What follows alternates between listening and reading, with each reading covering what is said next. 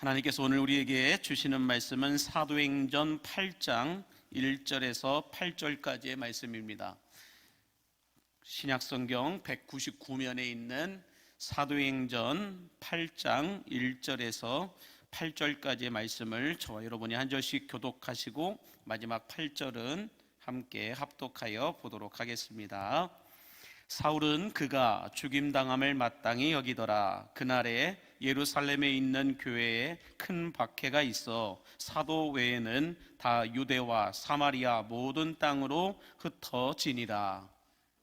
사람들이 스데반을 장사하고 위하여 크게 울더라. 사울이 교회를 잔멸할새 각 집에 들어가 남녀를 끌어다가 옥에 넘기니라. 그 흩어진 사람들이 두루 다니며 복음의 말씀을 전할세.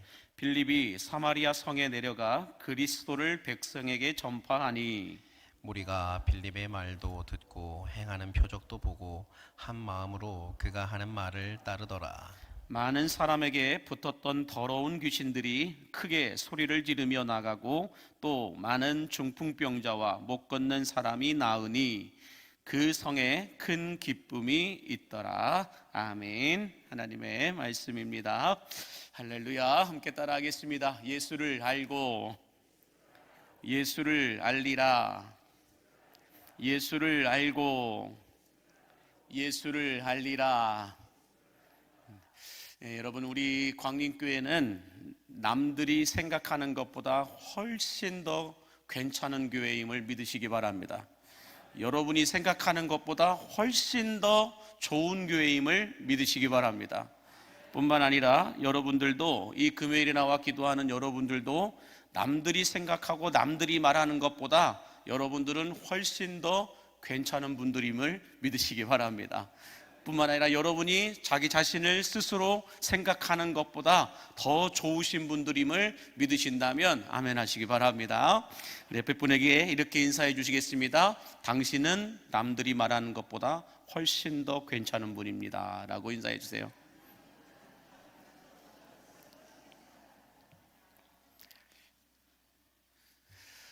여러분, 이 하나님의 영을 왜 성령이라고 우리는 말할까요? 하나님의 영이신 성령을 왜 성령이라고 말할까? 이 성자가 거룩할 성자를 써서 우리는 성령이다, 거룩한 영이다 라고 말씀을 하는데요. 그래서 거룩한 영이신 성령님께서 우리 안에 임하시게 되면 더러운 영들은 사라지고 악한 영들은 떠나가게 됨을 믿으시기 바랍니다. 거룩한 영이신 성령이 교회 안에 임하게 되면 교회를 묶고 있는 더러운 영, 음란의 영, 악한 영들은 떠나가게 됨을 믿으시기 바랍니다. 그래서 성령이라는 거예요. 거룩한 영이기 때문에. 그러므로 거룩하신 성령님이 우리 안에 임하시게 되면 우리 안에 거룩하지 못한 음란의 영도, 분노의 영도, 거짓의 영도, 미움과 시기와 질투의 영들도, 귀신의 영도, 우상숭배의 영들도 모두가 다 이 어둠의 영들은 하나도 남김없이 떠나가고 사라지게 됨을 믿으시기 바랍니다. 성령의 부재 가운데 살아가게 되면 온갖 잡다한 거짓과 온갖 잡다한 귀신들과 온갖 잡다한 지저분한 것들이 우리의 생각과 마음을, 우리의 인생까지도 뒤흔들어 놓는다는 거예요. 그러나 성령의 충만한 임재 가운데 살아가게 되면 그 모든 것들은 다 떠나가고 성령의 임재 가운데 성령께서 이끌어 가시는 정말로 말로는 표현할 수 없는 거룩한 삶을 우리가 살아나가게 됨을 여러분 믿으시기 바랍니다. 뿐만 아니라 성령께서 우리 안에 임하시게 되면 우리의 생각이 바뀌게 된다라고 하는 걸 알 수가 있는데요. 내가 성령 받은 사람인지 안 받은 사람인지, 저 사람이 성령을 받았는지 안 받았는지를 우리가 알 수 있는 방법은 뭐냐면 생각이 바뀌게 된다는 걸 알 수가 있는데, 지난 주일날 오후 예배가 끝나고 난 다음에 이 환우들 신방을 하기 위해서 병원 신방을 갔습니다. 근데 엘리베이터를 타서 올라가려고 하는데 요즘에는 QR카드가 없으면 올라갈 수가 없습니다.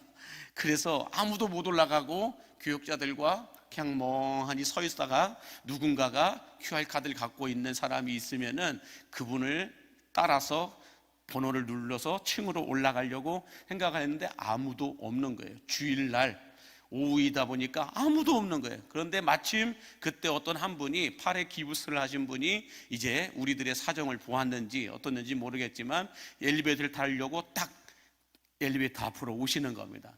딱 그걸 보면서 우리는 이제 그분에게 부탁을 해서 엘리베이터를 타고 올라가야 되겠다라고 생각을 했는데, 그때 이 병원 신방을 함께 동행한 한 권사님이 계셨어요. 그 권사님이 다짜고짜 그 기부스를 한 환자에게 가자마자 뭐라고 물은지 아세요? 교회 다니십니까? 예수 믿으십니까? 이걸 묻고 있는 거예요. 우리는 엘리베이터를 타기 위해서 그분에게 있는 이 QR카드에 관심이 있었는데, 그 권사님은 환자의 영혼이 구원을 받았는지 안 받았는지 이거에 관심이 있었던 거예요. 이처럼 여러분, 성령의 사람들, 성령 충만한 임재 가운데 살아가는 사람들은 눈에 보이는 현상에 예민해지는 것이 아니라 눈에 보이지 않는 영혼 구원에, 영혼 사랑에, 영혼 치유함에, 영혼 회복에, 영혼 축복에 더 많은 관심을 가지고 집중하게 됨을 믿으시기 바랍니다. 그러므로 내가 성령 받았는지 안 받았는지를 스스로 진단해 볼 수 있는 건 무엇을 통해 알 수 있을까요? 내가 어떤 눈에 보이는 현상에 집중하는가, 아니면 보이지 않는 그 영혼에 집중하는가를 보면 알 수 있다는 거예요. 우리는 어떻게든 저분이 갖고 있는 QR카드 그것만 가지고 어떻게든 올라가 보려고, 신방하려고 거기에 집중하고 있었는데, 그 권사님은 다르더라고요. 그 영혼에 관심을 갖고 있더라고요. QR카드는 모르고 그냥 거기에 관심이 있어요. 영혼 구원에서 교회 다니십니까? 예수 믿으십니까? 그러므로 여러분, 악령을 이기는 건 성령밖에 없음을 믿으시기 바랍니다. 악령을 이기는 건 성령밖에 없어요. 그래서 오늘 또 성령의 임재하심을 놓고 기도하고 간구하심으로 말미암아 우리 안에 추하고 더러운 것들이 떠나가고 성령으로 충만케 되어지는 여러분의 삶이 되시기를 예수님의 이름으로 축복합니다. 세계적인 경영 전략가라고 하는 짐 콜린스라고 하는 사람이 있어요. 이 사람이 쓴 책 가운데 좋은 기업에서 좋은 기업을 넘어 위대한 기업으로라고 하는 책이 있습니다. 자, 이 책을 보면 성공하는, 전 세계적으로 성공하는 기업들, 부흥하고 성장했던 기업들의 특징들을 아주 자세하게 디테일하게 써놓은 책이어서 오늘날까지도 세계 CEO라고 하는 사람들은 다 의무적으로 책꽂이에 하나씩은 꽂아져 있어야 되는 책이 바로 이 책 중에 하나인데, 자, 그런데요, 이 짐 콜린스라고 하는 사람이 이 책을 쓰고 난 이후에 10년이 채 지나지 않아서 이 성공했던 기업들이 그동안 어떻게 기업을 운영해 왔는지, 어떤 경영 전략을 가지고 해 왔는지 이걸 알아보기 위해서 성공했던 그 기업들을 다시 찾아가 보았습니다. 그래서 또 다른 책을 하나 쓰려고 찾아가서 쭉 한 바퀴 돌고 난 다음에 이분이 책을 썼는데, 그 책의 제목이 무엇냐면 이렇게 말합니다. 위대한 기업은 다 어디로 갔을까라는 거예요. 좋은 기업을 넘어 위대한 기업으로 라는 책을 썼는데 10년도 되지 않아서 그 기업들을 다 한 바퀴 돌아봤는데, 돌아보고 난 다음에 쓴 책이 이 책이에요. 위대한 기업은 다 어디로 갔을까? 여러분, 세계적인 위대한 기업으로 알려졌던 기업들이 10년도 채 되지 않아서 몰락하게 된 이유를, 이 위대한 기업은 다 어디로 갔을까? 이 책에 딱 기록을 해놨어요. 왜 그렇게 승승장구하던, 성장하던 위대한, 좋은 기업에서 위대한 기업으로 라고까지 호칭을 받았던 그 기업들이 왜 10년도 되지 않아서 이렇게 몰락해버렸을까? 그 이유들을 이 책에 기록을 해 놓았는데, 크게 몰락해버린 기업들의 5가지 단계를 이 짐 콜린스는 이렇게 이야기를 하고 있습니다. 한번 보여주시면, 첫 번째는 성공으로부터 생겨난 자만심 단계이다 라고 말합니다. 첫 번째 단계는 성공하다 보니까, 부흥하다 보니까, 잘 되다 보니까, 돈이 막 들어오다 보니까, 여기저기서 확장되다 보니까 성공으로부터 오는 자만심의 단계가 첫 번째 단계였다라고 말하고 있고, 두 번째는 원칙 없는 과도한 욕심의 단계였다라고 말해요. 원칙이 없는 과도한 감정에 의해서 과도하게 욕심을 부렸던 기업들은 다 망했다라는 거예요. 세 번째는 위험과 위기의 가능성을 부정하는 단계였다라고 말합니다. 위험과 위기의 가능성을 부정했다라는 거예요. 다시 말해서 다른 기업들은 몰라도 우리 기업은 그럴 리가 없습니다. 괜찮습니다. 걱정하지 마십시오. 우리 기업은 아닙니다. 뭐 그런 거에 대해서 우리 기업은 전혀 관계 없습니다. 괜찮습니다. 이런 위험과 위기의 가능성을 부정한 기업들은 다 몰락했다라는 거예요. 네 번째는 구원을 찾아 헤매는 단계. 어디서도 우리를 좀 도와줬으면 좋겠다. 본인들이 승승장구함에도 불구하고 도와주지는 못할 망정 아직도 잘 나가고 있음에도 불구하고 어디서도 하나라도 더 얻어내려고 하는 그런 기업들은 다 몰락했다라는 거예요. 다섯 번째는 생존을 위한 투쟁을 하다가 기한이 없는 지경까지 내몰리게 되는 단계. 이렇게 짐 콜린스는 이야기하고 있습니다. 다시 무엇을 말하고 있냐면 성공이 가져다 준 요인으로 인하여 안일한 마음이 결국은 파멸에 이르게 하였다라고 말하고 있습니다.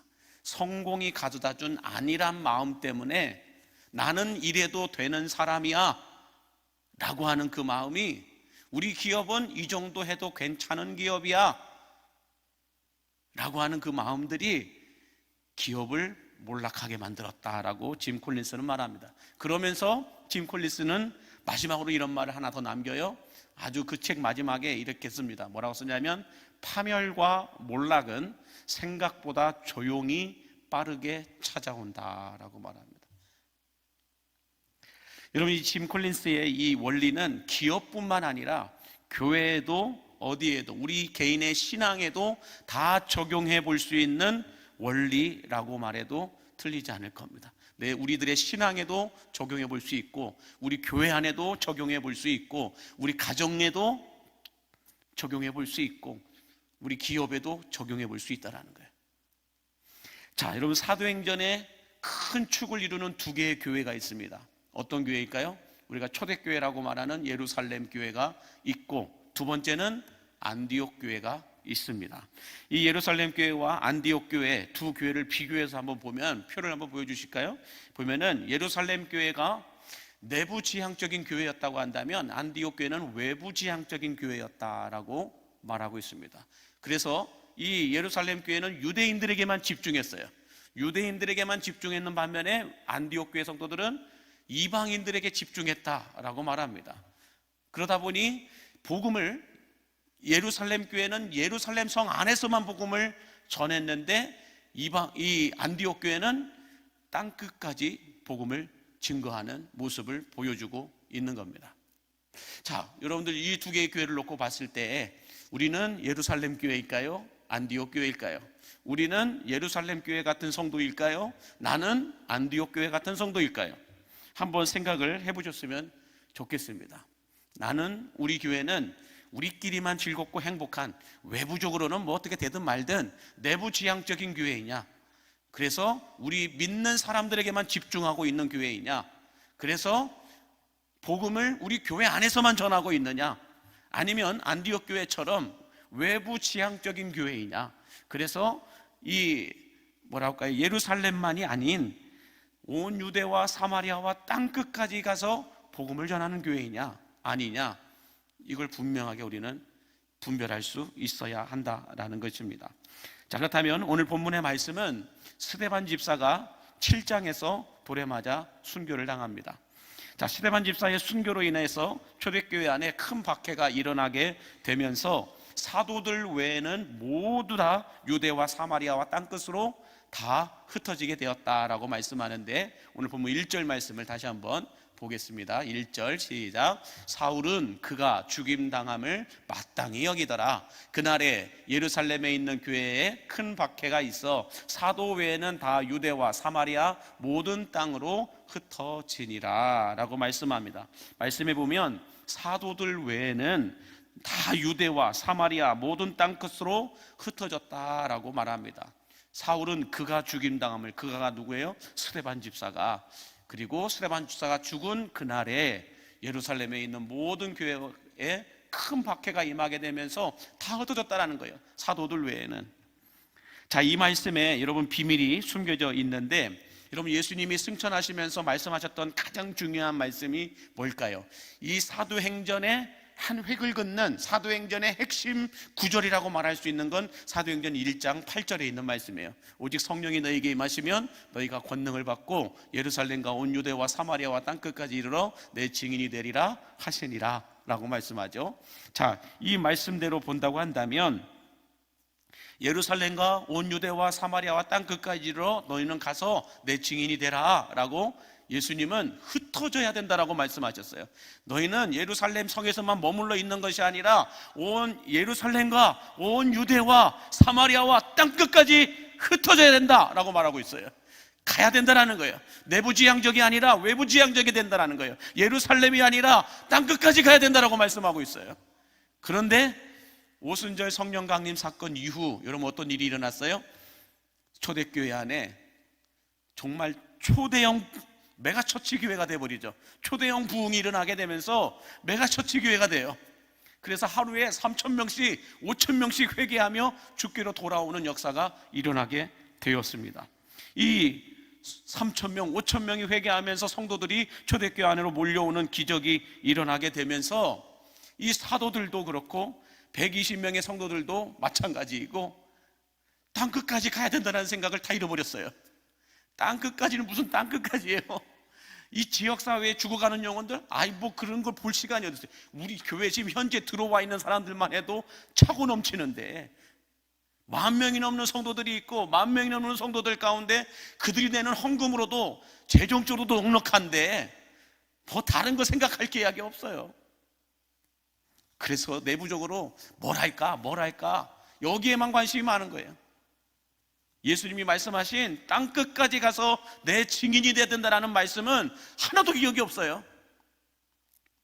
재정 넉넉하고 사람 많으니까 우리끼리 뭐 할 수 있을까, 뭘 할까, 여기에만 관심이 있었던 거예요.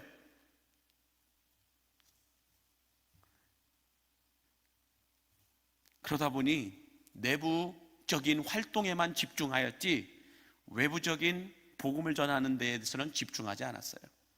여러분 우리 한국교회 교회사에도 보면 참 놀라운 일들이 많습니다. 한국교회사에도 보면 1907년 평양 장대현 교회에서 대부흥운동이 일어나자 선교사들과 모든 교회들이 북한으로 집중됐어요. 이 남한 땅으로는 안 내려왔다고요. 북한으로만 집중되어서 있었습니다. 복음이 흘러가지 않고 이북 땅에만 고여 있었다라는 거예요. 그러다 보니 하나님이 어떻게 하셨어요? 일제강점기를 지나서 6.25 한국전쟁을 일으켜버리십니다. 한국전쟁이 일어나면서 끔찍한 시련이 퍼지게 되고 북한에 몰려있던 선교사들과 북한에만 몰려있던 교회들이 흩어져 버렸어요. 그래서 이 남한 땅으로 다시 내려오게 됩니다. 뿐만 아니라 1960년대 이후 극심한 여러분들 경제난으로 인하여서 한국 사람들이 어떻게 합니까? 다 외화벌이를 나가버립니다. 외화벌이로 다 외국으로 나가죠. 자, 외국으로 나가자 디아스포라인들이 되었죠. 디아스포라인들이 되다 보니까 이들이 외국에 가서 도착하자마자 뭘 했을까요? 교회를 세우고 복음을 전하기 시작합니다. 교회를 세우고 그곳에서 먼 타국에서 교회를 세우고 하나님 앞에 예배하면서 그곳에서 복음을 전하기 시작했습니다. 여기서 우리가 얻을 수 있는 영적 교훈이 있다고 한다면 뭐가 있을까? 예수님을 믿는 성도이든 교회이든 선교단체이든 어디이든지 간에 복음이 흐르다가 고이거나 멈춰지게 되면 썩어지게 됩니다. 썩어지기 전에 하나님께서는 그 단체를, 그 교회를, 그 선교단체를, 그 무엇을 흩어버리십니다. 이게 성경에도 기록되어 있고 우리 한국교회 역사에도 기록되어 있고 세계교회 역사에도 교회는 흩어져야 돼요. 고이기 시작하면, 멈춰있기 시작하면 하나님은 그 교회를 흩어버리십니다. 한국교회 안에 여러분 지난 50년 동안 좀 역사를 공부하는 분들은 금방 알 수 있어요. 50년 동안 대형교회라고 했던 교회들, 갑작스럽게 기하급수적으로 부흥했던 교회들, 그 교회들이 성장했던 이유는 복음이 흘러갔기 때문에 그래요. 복음이 흐르고 예수가 흘렀기 때문에 그래요. 그런데 그 흐르던 예수 복음이 교회 안에 고이게 되다 보니까 복음이 멈춰지고 선교가 멈춰지게 되고 성도들끼리 내부적인 활동만 집중하다 보니까 하나님이 흩어버리셨어요. 그래서 교회가 분열되고 쪼개지고 고소고발하고 나중에는 쪼개지다 못해 아예 교회 자체 이름 성도 한 명까지 남지 않는 해산시켜버리는 그런 교회들도 일어났습니다. 놀라운 일이에요. 한국교회에 지난 50년 동안 분열되어서 쪼개지고 사라진 교회들을 공통적으로 찾아보면 교회가 예수를 가둬놨어요. 교회 안에서 예수님을 가둬놓고 외부 지향적으로 복음을 전파하지는 않았다는 거예요. 그냥 선교부라고 하는, 전도부라고 하는 그 사람 몇몇 사람만 나가서 전도하고 몇몇 사람만 나가서 선교하는 그 정도의 명분만 유지했던 교회들은 다 쪼개졌다는 거예요. 그러나 계속해서 성장하고 부흥했던 교회들은 전 성도가 동일한 마음을 가지고 움직였다는 거예요. 그런 교회들은 성장하더라는 거예요. 이건 그냥 확률이 나와 있는 거예요. 그냥 어디서 쥐어 짜내려고 해도 이렇게 만들어낼 수도 없어요. 교회 역사가 말해주고 있다는 것입니다. 그러므로 여러분, 고여있는 물은 썩고 냄새가 나지만 흐르는 물은 죽어있던 것들을 다시 되살아나게 함을 믿으시기 바랍니다. 고여있는 물들은 살아있는 것들도 죽게 만들어요. 그러나 흐르는 물들은 죽어있는 것들을 다시 되살아나게 함을 믿으시기 바랍니다. 그러므로 우리 광림교회도, 우리 광림교회 성도들도 우리 안에 있는 예수 구원의 복음을 나만 믿고 고여있게 하는 것이 아니라 나를 통하여 이 지역사회를 뛰어넘어서 땅끝까지 예수 복음을 흘려보내는 여러분들이 되시기를 예수님의 이름으로 간절히 축복합니다. 자, 계속해서 4절 말씀에 보면 이런 말씀을 하고 있어요. 시작. 그 흩어진 사람들이 두루 다니며 복음의 말씀을 전하였다라고 말해요. 흩어진 사람들이 가서 뭐 했을까요? 두루두루 다니면서 복음의 말씀을 전하였다, 예수 복음을 전파하였다, 이렇게 말씀하고 있는 겁니다. 자, 여러분, 우리나라 사람들이 외어버리를 위해 해외에 나갈 때마다 교회를 세우고 복음을 전파하였듯이 오늘 본문 4절에도 전 세계에 흩어진 이 초대교회 성도들이 두루두루 다니면서 뭘 했을까요? 복음을 전파했다라고 성경은 말씀하고 있습니다. 자, 여러분, 복음과 복음의 내용을 우리는 알고 있습니다. 자, 복음은 뭘까요? 한번 띄워주시면, 복음은 예수 그리스도이십니다. 복음은 오직 하나밖에 없어요. 예수 그리스도. 여기에 다른 것이 더해지면 그 이단이에요. 복음은 오직 하나, 예수 그리스도밖에 없고, 복음의 내용은 예수님의 십자가와 부활입니다. 그래서 여러분, 이 복음은 원작 폭탄보다도 더 강한 힘을 가지고 있습니다. 복음은 원자 폭탄보다도 더 강력한 힘을 가지고 있다는 거예요. 그래서 복음이 뚝 떨어지게 되니까 여러분, 우리 한반도 땅에, 우리 이 조선 땅이 이렇게 복음으로 물들어 버립니다. 뿐만 아니라 복음은 바람을 타고 무섭게 번져나가는 산불처럼 여러분 기하급수적으로 흘러가게 되어 있습니다. 정말로 여러분들, 한국교회 그때 1907년도에 복음의 물결이 팍 퍼져나가기 시작하니까는요, 산불보다도 더 빠르게 이 남한 땅까지 흘러 들어왔습니다. 이게 놀라운 거예요. 그래서 복음을 듣고 복음이 들어간 곳마다 설명할 수 없는 치유와 회복과 변화가 일어났음을 여러분 믿으시기 바랍니다. 그 복음의 역사는 오늘날에도 동일함을 여러분 믿으시기 바랍니다. 복음이 들어오면 설명할 수 없는 치유가 일어나요. 설명할 수 없는 회복이 일어나요. 설명할 수 없는 변화가 일어나요. 그 복음이 여러분 우리 안에서 고여 있으면 아무 일도 일어나지 않아요. 복음이 흘러갈 때 그런 역사가 나타나게 됨을 믿으시기 바랍니다. 자, 뿐만 아니라 복음을 듣게 되면 어떤 일이 벌어질까요? 우물가의 여인처럼 침묵하지 않고 세상으로 나가서 내가 메시아를 보았노라고 외치기 시작합니다. 물동이를 버려두고 나가서 내가 메시아를 보았노라고 소리치기 시작합니다. 복음을 받아들인, 복음을 만난, 복음을 들은 사람들은 동일해요. 가만히 있지를 못하고 나가서 예수 복음을 전파합니다. 이 우물가의 여인이 예수님을 만나게 되니까 물동이를 버려두고 나가서 세상 속으로 들어가서 내가 메시아를 보았노라고, 와서 보라고 그는 소리칩니다. 뿐만 아니라 엠마오로 가는 두 제자도 어떻습니까? 실패와 낙심과 절망 가운데서 예수님이 십자가에 못 박혀 돌아가시는 걸 보고 깊은 낙심 가운데, 낭만 가운데, 절망 가운데 돌아가다가 메시아이신 예수님을 만나니까, 복음을 만나니까 가던 길을 다시 돌아서서 예루살렘으로 돌아갑니다. 놀라운 비밀이에요. 내 뜻대로, 내 속에 오른 대로, 내 욕심대로 나 먹고 사는데 바쁘니 그대로만 살아가다가 복음을 다시 만나면 예수를 위하여 다시 산다라는 거예요. 예수를 위하여 터닝포인트 한다라는 것입니다. 전 여러분 안에 이 거룩한 터닝포인트가 이루어지게 되기를 간절히 바랍니다. 우리 남아있는 인생, 여러분들 얼마 남았든지 간에 이제는 나를 위해 사는 것이 아니라 예수를 위하여 살아가는 복음의 유턴, 그 유턴의 역사가 여러분에게도 일어나게 되기를 바랍니다. 뿐만 아니라 바울처럼 예수님을 만나게 되니까, 복음을 만나게 되니까 죄인 중에 괴수였던 사람, 복음을 만나게 되니까 정말로 폭행자요, 비방자요, 박해자였던 사람이 나는 죄인 중에 괴수이다라고 고백하면서 복음의 전도자로 바뀝니다. 그러므로 여러분, 교회에 다니는 사람이 크리스천일까요? 착각하지 마세요. 교회 다니는 사람이에요. 교회 다니는 사람이 크리스천이 아니고요, 때를 따라, 때를 얻든지 못 얻든지 내가 있는 곳에서 복음이 고여있지 않고 흘러갈 수 있도록 힘쓰는 사람이 크리스천임을 믿으시기 바랍니다. 크리스천은 교회 다니는 사람이 크리스천이 아니에요. 진짜 크리스천은 교회 다니는 사람이 아니라 예수 복음을 흘려보내는 사람이에요. 그분이 크리스천이에요. 그리고 바라기는 여러분의 남아있는 인생이 땅끝까지 복음을 흘려보내는 인생으로 위대하게, 아름답게 쓰임받을 수 있게 되기를 예수님의 이름으로 축복합니다. 자, 계속해서 마지막으로 우리 5절에서 8절 말씀을 보시면 흩어진 이 사람들 가운데 일곱 집사들도 흩어졌다라는 걸 알 수가 있는데요, 같이 보겠습니다.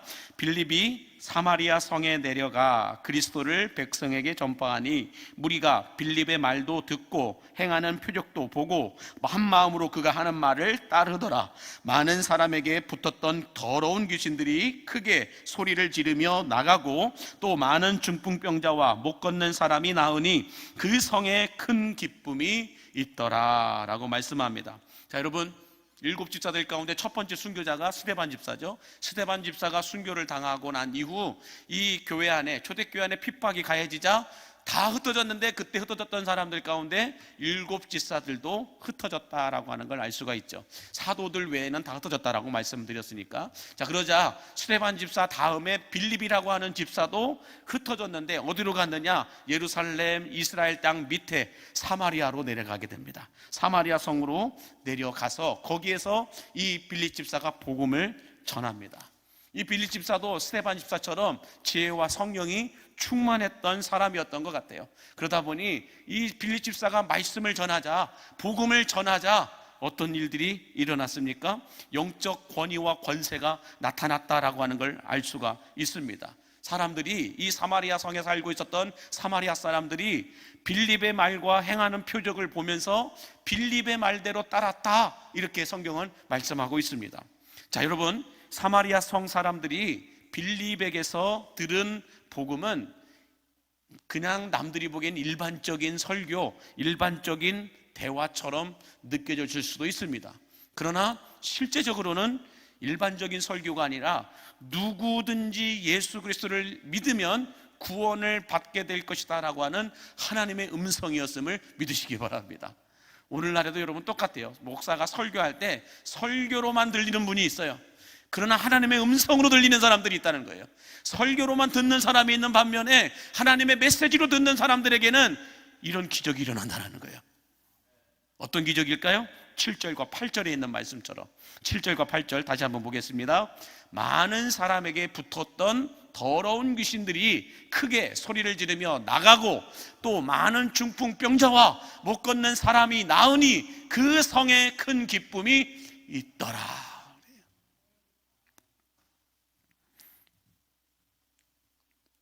여러분, 유성남 목사의 설교만 들으시면 아무 일도 안 일어납니다. 시끄럽기만 합니다. 유성남 목사의 설교만 들리면 시끄럽기만 하지 아무 소리도 안 들려요.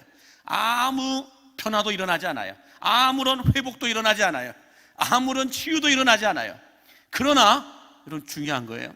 똑같은 사람의 설교를 들었음에도 불구하고 설교로 듣지 않고 하나님의 말씀으로 들었던 사람들에겐 변화가 일어났습니다. 지난 20여 년간 제가 설교했던 예배를 인도했던 그 예배 장소에서 하나님의 말씀으로 듣고 하나님의 음성으로 듣고 하나님을 만났던 그 사람들에게는 치유가 일어났고 변화가 일어났고 기적이 일어났음을 믿으시기 바랍니다. 지금도 똑같다라는 거예요. 목사는 그냥 하나님의 말씀을 전하는 자일 뿐이에요. 중요한 건 이 설교를 통하여서 하나님의 음성이 들리는 자들이 있다고요. 하나님의 음성으로 듣는 자들이 있다고요. 그들에겐 분명히 기적이 일어나요. 여지없이 일어납니다. 왜요? 성경이 그렇게 기록되어 있고 그런 사람들이 주변에 있기 때문에. 많은 교만한 사람들은 뭐예요? 나한테 일어나지 않았으면 다 거짓이라고 생각을 해요. 나한테 일어나지 않으면 그냥 다 설교로만 생각을 해요. 그러나 그게 아니에요. 나만 설교로 듣고 있는 거지 다른 누군가는 설교를 통하여 하나님의 음성을 듣고 있음을 믿으시기 바랍니다. 하나님의 음성을 듣는 자들에겐 변화가 일어나요. 귀신이 떠나가게 되고 중풍병자와 못 걷는 사람이 낫게 되는, 그래서 큰 기쁨이 있게 되는 이런 축복을 받게 된다라고 성경은 분명히 말씀하고 있다라는 것입니다. 그러므로 여러분, 이 스데반 집사처럼 빌립 집사에게도 하나님의 영이 임하게 되니까 하늘의 능력과 권세가 동일하게 일어났던 것처럼 여러분, 우리들도 마찬가지라는 거예요. 우리들도 하나님의 영이신 성령으로 우리가 예배를 준비하고 성령으로 예배를 진행하고 성령으로 말씀을 들으면 기적은 나에게도 일어나게 됨을 믿으시기 바랍니다.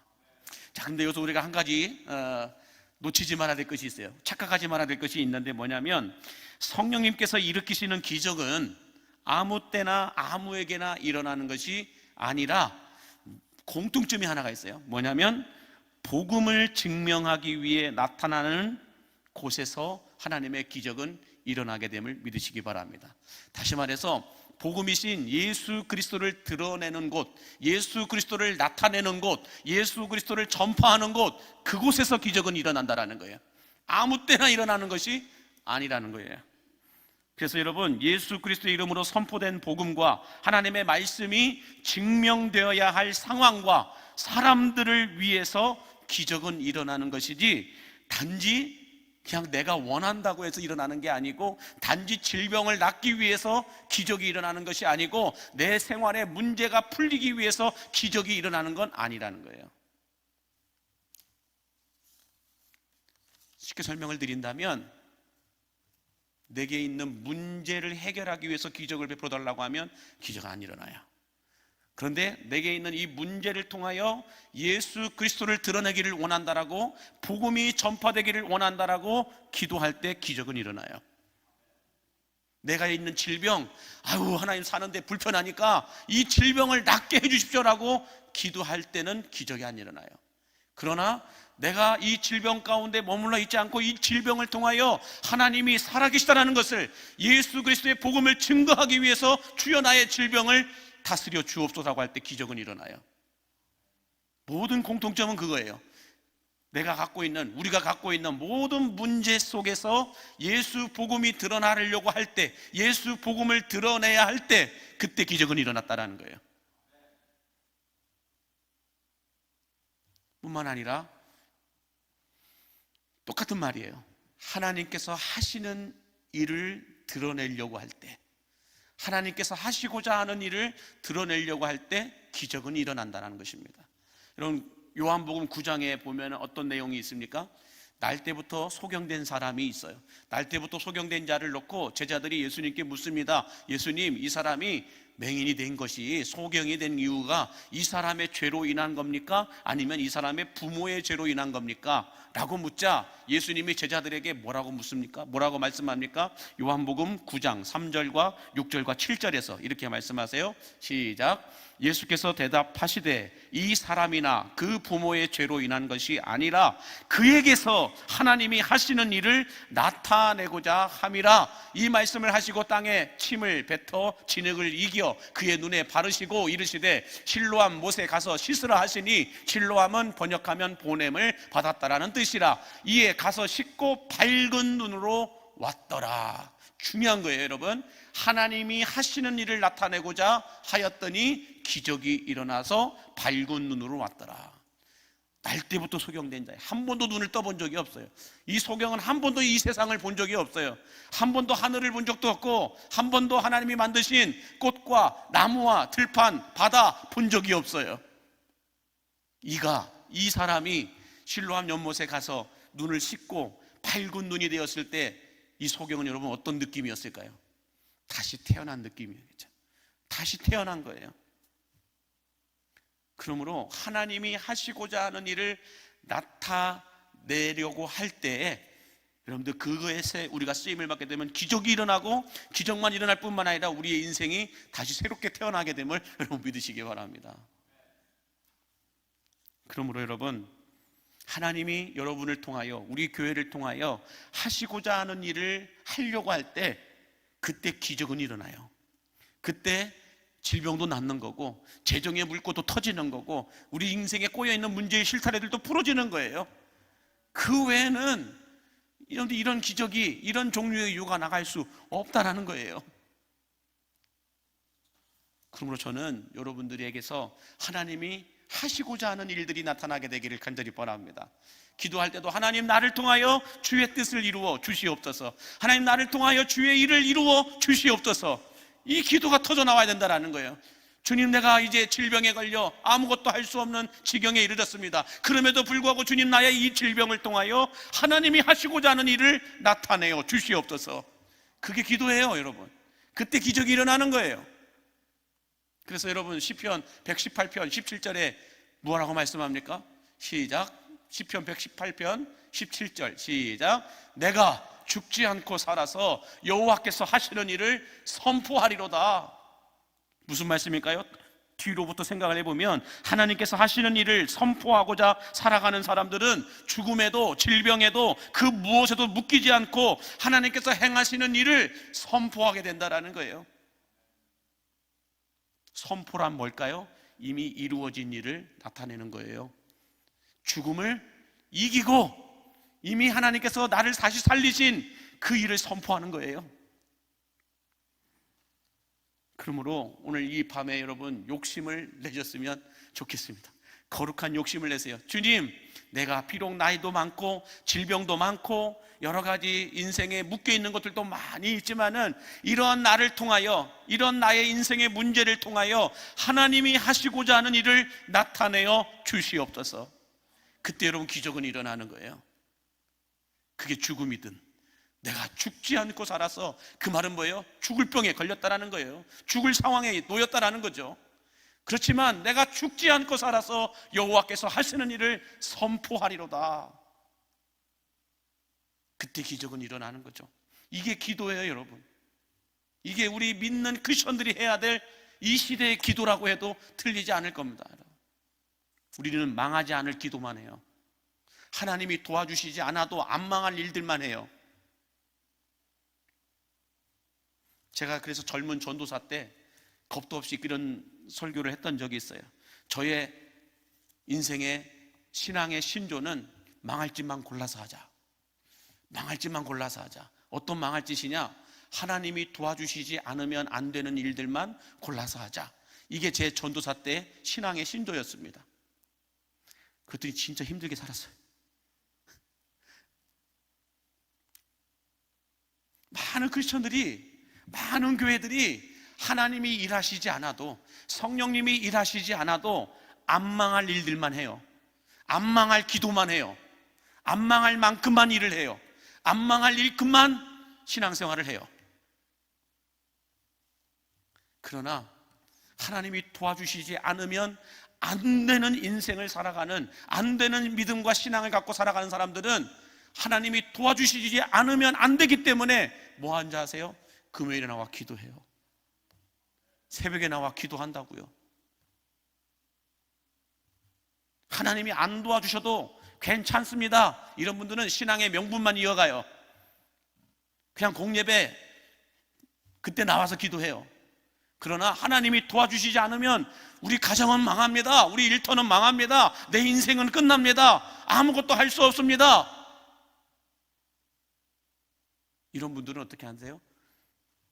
기도할 수 없는 상황 속에서도 기도할 시간을 만들어서 나와 기도해요.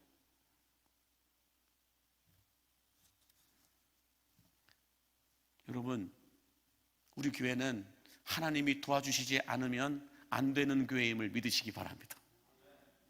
하나님이 일하시지 않아도, 하나님이 도와주시지 않아도 안 망할 만큼만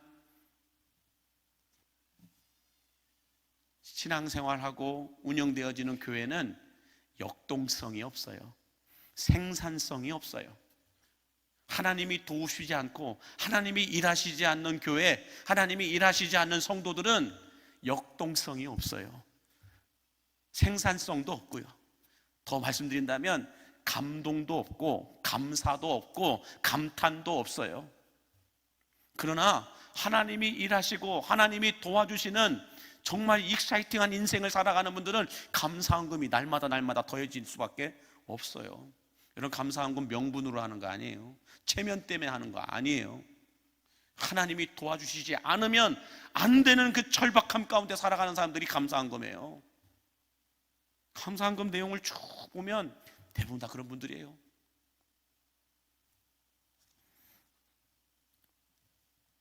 그러므로 내가 죽지 않고 살아서 여호와께서 하시는 일을 선포하리로다. 이게 얼마나 멋진 말씀인지, 멋진 기도인지 몰라요. 얼마나 힘들고 어려웠으면, 얼마나 죽을 지경에 이르렀으면 다윗이 이런 고백을 하고 있을까요? 내가 죽지 않고 살아서. 얼마나 사울 왕에게 쫓겨다녔으면, 얼마나 죽을 위기와 죽을 고비를 많이 넘겼으면 다윗이 이런 고백을 할까요? 내가 죽지 않고 살아서. 죽을 지경에 이르렀다는 거잖아요. 여호와께서 하시는 일을 선포하리로다. 그들이 진짜 선포했잖아요. 여호와는 나의 목자시니 내게 부족함이 없으리로다. 죽지 않고 살아서 여호와는 나의 목자시니 내가 부족함이 없으리로다. 이 고백을 하고 있는 거잖아요. 저는 이 고백이 여러분의 고백이 될 수 있기를 간절히 바랍니다. 여호와는 나의 목자시니 내게 부족함이 없으리로다. 이것은 귀에 좋은 단소리가 아니에요. 다윗이 죽을 지경에 갔다가 살아났을 때 고백한 거예요. 여호와는 나의 목자시니 내게 부족함이 없으리로다. 이게 여호와께서 하신 일을 선포한 거예요. 내가 사망의 음침한 골짜기를 다닐지라도, 원수의 목전 앞에 섰을지라도 주의 말씀의 지팡이와 막대기가 나를 안위하셨나이다. 죽지 않고 살아서 선포하고 있는 거잖아요. 이런 시편 23편의 위대한 기도의 제목들이, 기도의 고백들이 이 금요일에 나와 기도하는 여러분들에게도 쏟아져 나오게 되기를 간절히 바랍니다. 그러므로 여러분의 인생이 주님 앞에 섰을 때 정말 역동성 있고, 정말로 뭔가 말로 표현할 수 없는, 설명할 수 없는, 하나님과 여러분들만이 아는 그런 어떤 감탄의 역사들이 계속해서 써내려져 갈 수 있게 되기를 간절히 바랍니다. 바라기는 스데반 집사와 빌립 집사처럼 하나님의 영이신 성령으로 충만케 되어서 여러분들에게서도 하나님께서 하시고자 하는 일들이 나타남으로 말미암아 먼 훗날 주님 앞에 섰을 때 여호와는 나의 목자시니 내게 부족함이 없었습니다. 그 고백, 그 찬송을 올려드릴 수 있는 여러분들이 되시기를 예수님의 이름으로 간절히 축복합니다. 기도하겠습니다. 만복의 근원 되신 하나님 아버지, 오늘 또 우리가 주의 말씀을 묵상하며 기도합니다. 다윗의 고백처럼 내가 죽지 않고 살아서 여호와께서 하시는 일을 선포하리라는 이 말씀의 고백처럼 우리들도 인생의 여러 가지 문제들 앞에서, 죽음 앞에 있는 문제들 속에서, 질병의 문제들 속에서, 재정적인 문제들 속에서, 사람들과의 관계의 문제들 속에서, 여러 가지 신앙을 아버지 하나님이여 감당하지 못할 여러 가지 문제들 속에서 우리가 고백할 수 있는 것, 내가 죽지 않고 살아서 여호와께서 하시는 일을 선포하리라는 이 고백이 터져 나올 수 있도록 성령 하나님이여 이곳에 오셔서 우리 안에 충만케 역사하여 주시옵소서. 예수님의 이름으로 축복하며 기도하옵나이다. 아멘.